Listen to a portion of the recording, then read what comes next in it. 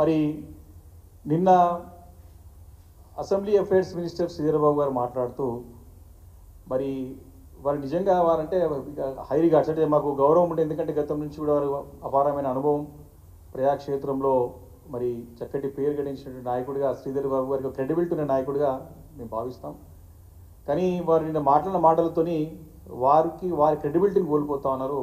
వారిపైన ప్రజలకు ఉన్న గౌరవాన్ని తగ్గించుకుంటున్న విధంగా నిన్న శ్రీధర్ బాబు గారి మాటలు స్పష్టంగా కనపడతా ఉన్నాయి.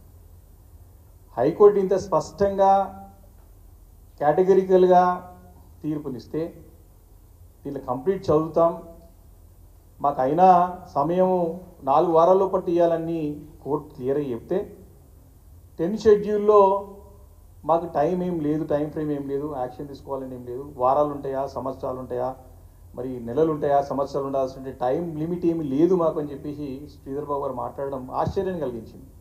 సరే వేరే ఎవరో మాట్లాడుతారంటే అర్థం ఉంటుంది, మరి అర్థం లేని మాటలు మాట్లాడతారు. కానీ as a learned person, as a learned లీడర్గా ఆయనకి ఒక గతంలో పనిచేసినట్టు అనుభవం ఉన్నది. వారు స్వతహాగా కూడా మరి లా చదివినటువంటి మరి వ్యక్తిగా మరి ఈ రకంగా మాటలు మాట్లాడుతుంటే మాకు ఆశ్చర్యం కలిగింది. మరి వారు సభా సాంప్రదాయాన్ని, సభ యొక్క గౌరవాన్ని, అసెంబ్లీ లెజిస్లేటివ్ గౌరవాన్ని కాపాడే విధంగా వారి చర్యలు ఉంటాయేమనుకున్నాం. కానీ ఈ రకంగా దాటివేసే ధోరణిలో మాట్లాడడాన్ని మాత్రం తీవ్రంగా మేము అంటే ఖండిస్తూ ఉన్నాం. దాన్ని అంటే ఎట్లయిపోయిందంటే శాస్త్రం చెప్పే బల్లి కుడుదల పడ్డట్టు ఉంది. అంటే వారు ఇంత చక్కగా అన్ని తెలిసిన వ్యక్తి ఈ రకంగా మాట్లాడడం, మరి కోర్టుని గౌరవిస్తూ అనుకుంటేనే మరి కోర్టుని అగౌరవపరిచే విధంగా మాటలు మాట్లాడినారు. వారు శ్రీధర్ బాబు గారు కూడా స్పష్టంగా వారు కూడా తెలుసు, సుప్రీంకోర్టు యొక్క ఫుల్ బెంచ్ ఈ యొక్క అనర్హత పిటిషన్స్ పైన గతంలో చాలా క్లారిటీగా తీర్పు ఇచ్చింది 3 నెలల లోపల. ఎందుకంటే ఒక శాసనసభ్యుడికి కానీ పార్లమెంట్ సభ్యుడికి కానీ 5 సంవత్సరాలు మనకి డ్యూరేషన్ ఉంటుంది.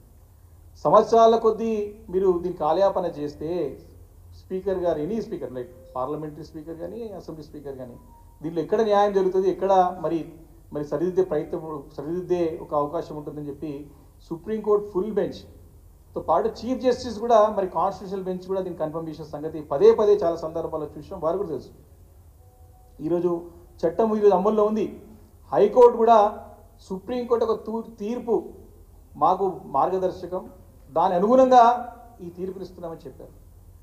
కానీ శ్రీధర్ బాబు గారు దీన్ని వక్రీకరించి చెప్పే ప్రయత్నాన్ని మరి మేము తీవ్రంగా ఖండిస్తున్నాం. దాన్ని ప్రజలు హర్షించారు. ప్రజలు నిజంగా వారి లాంటి శ్రీధర్ బాబు లాంటి నాయకుడు మాట్లాడడంని మరి ఎవరు కూడా దీన్ని యాక్సెప్ట్ చేయడానికి సిద్ధంగా లేరని చెప్పి సందర్భంగా మనవి చేస్తాను.